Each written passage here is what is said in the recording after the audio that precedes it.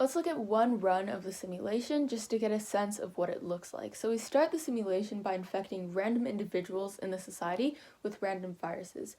Note that the dots representing viruses in this graph over here are scattered pretty evenly.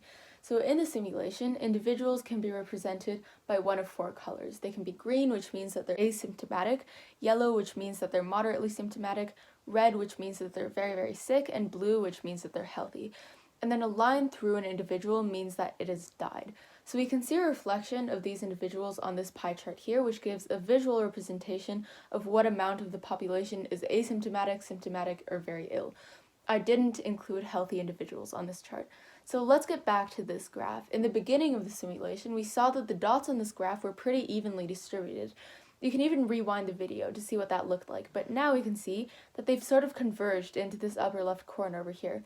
We can also see that in the pie chart, most infection cases are actually asymptomatic. The reason this happens is because viruses that kill easily and or are not contagious aren't able to survive natural selection because it's harder to transmit them from one person to another.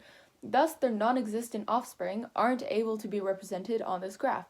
On the other hand, viruses that don't kill and are very contagious are very, very easily able to survive natural selection because they're easily able to be transmitted from one person to another. For this reason, their very many offspring are the ones who populate the graph the most.